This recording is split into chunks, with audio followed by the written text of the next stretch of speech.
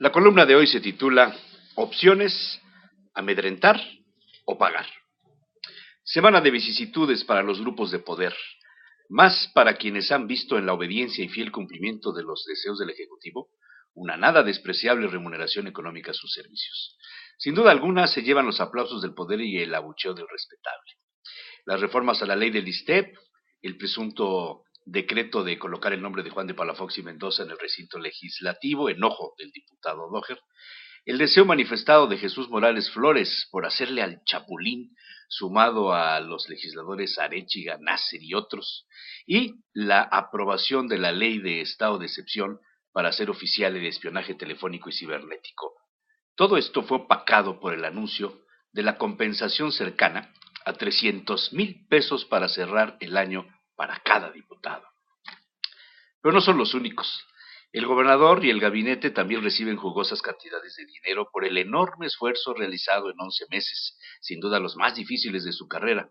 Han puesto las 24 horas del día para darnos a los poblanos la mejor calidad de vida, y vaya que se nota. El gobernador se embolsará 424,709 pesos entre salario, aguinaldo y compensaciones de ley. Los secretarios un poco más de 275,000 y los subsecretarios 223,000 y algo. En algunos casos este dinero se quedará en Puebla o será gastado en compras, en comercios locales o en los empleados para cubrir la nómina hogareña. Pero como la mayoría de los funcionarios de primer nivel no son de Puebla, están de paso por este sexenio al menos, entonces el dinero se irá a Veracruz, a Querétaro, al Distrito Federal, al Estado de México, a Tabasco, a Hidalgo, Guerrero, y algunos lo depositarán en el extranjero. Mientras tanto, los maestros, los trabajadores del ISTEP, condenados a la desgracia, y los exdirectores de la institución gozando de cabal salud económica, suficiente para el retiro de las siguientes generaciones. Y los habitantes de El Osochitlán, los más pobres de la entidad, ¿qué le pedirán a su diputado Elio Fermes Palacios Reyes esta Navidad? Nada despreciable panorama de cinismo para las próximas fechas electorales. Ya no hay pájaros en el alambre. A los poblanos no nos espantan el espionaje o la intervención telefónica. Hemos vivido con eso prácticamente desde cuando se instaló el primer teléfono Ericsson. Espiar ha sido asunto cotidiano desde la fundación de la ciudad. Se usó hasta el cansancio en la lucha de poder de las órdenes religiosas. ¿Y qué decir del papel de los conservadores en el movimiento de independencia o del grupo en favor del imperio o de las denuncias anónimas contra los hermanos Cerdán? En el ámbito religioso ha sido peor el tema. Cuando la guerra cristera, muchos líderes católicos se refugiaron en las redes antijacobinas de la ciudad. Bien es sabido que el ayate de la Virgen de Guadalupe estuvo por estos lares cuando el gobierno no quería la religión. El gobierno de Ávila Camacho, cuando el poder del gobernador decidía sobre la vida y las propiedades de los habitantes, provocó que la sociedad fuera aún más cerrada.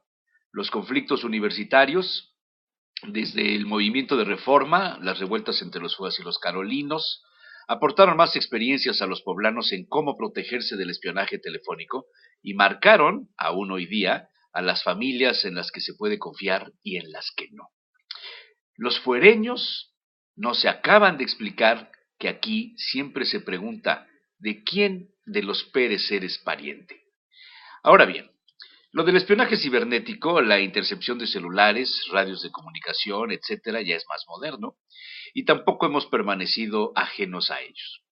Ahí están los audios presentados como pruebas de fraudes electorales en los sexenios de Jiménez Morales y de Piña Olaya.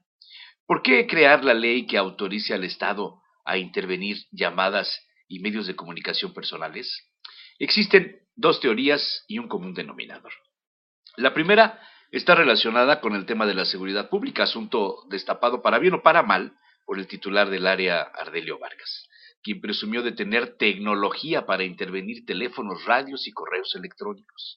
La segunda teoría, para detectar a los enemigos del régimen, sean empresarios, políticos o periodistas. En ambos casos hay un común denominador: amedrentar, intimidar, asustar, atemorizar, espantar, arredrar, acobardar a quienes no estén en el ánimo del poder. Visto así el tema, los poblanos ya no podemos hablar a gusto por teléfono y por supuesto Queda claro que cualquier grabación que se filtre a los medios de comunicación tendrá un origen común. La aprobación de la ley tampoco corregirá que se extinga el espionaje extraoficial. Así, tomará más fuerza el lenguaje encriptado, cifrado, en clave, entre los líderes y los grupos de poder, como en el juego del mus o del dominó. Habrá que descifrar las frases del colega al otro lado de la línea. Dios da condones a quien solo hace solitarios. Hasta que no canta la gorda no se acaba la ópera. Los orines del enfermo tienen mal aspecto. Han vendido todo el pescado, abre el paraguas. El arzobispo no acompaña al gobernador. En vuelos separados y con agendas independientes, el viernes por la noche salieron por Aeroméxico vía Madrid, donde pernoctaron el sábado el arzobispo Víctor Sánchez y los obispos Lira y Sosa. En otra línea y otra ruta, el gobernador de Puebla. Todos los caminos llevan a Roma. Les hará coincidir la reunión para la entrega del nacimiento y la comida a la que asistirá parte del cuerpo diplomático y mexicanos que viven en Roma. El miércoles, además, coincidirán con el Papa Benedicto XVI, quien, por cierto, ha recibido hace varios días un dossier muy completo de la realidad espiritual y religiosa de la diócesis. 3 temas destacan: uno, el aborto, las relaciones del gobierno con el clero, y otro, el de la pobreza. Se prevé que el gobernador hable unos minutos con el Papa, pero no a solas, en audiencia pública. Un nuevo eslabón con Peña Nieto. El gobierno local ha encontrado otro puente para reforzar la cadena de acercamiento con el PRI panal de la mano de la maestra. El trabajo efectuado en los últimos meses por Luis Maldonado Venegas tiene un fin: ser el próximo secretario de Educación Pública con Peña Nieto. Para ello, consiguió ser el gestor ante el Congreso de la Unión de los recursos para educación de todos los estados del país.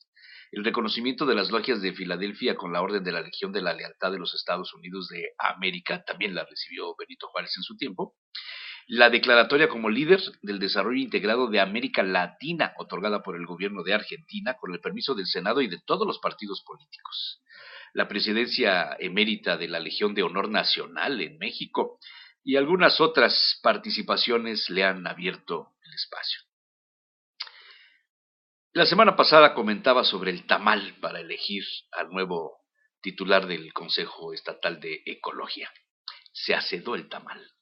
Por más intento, Juan Manuel Aguilar de la Peña no pudo imponer a Gildardo Espinosa Ramos en el Consejo Estatal de Ecología.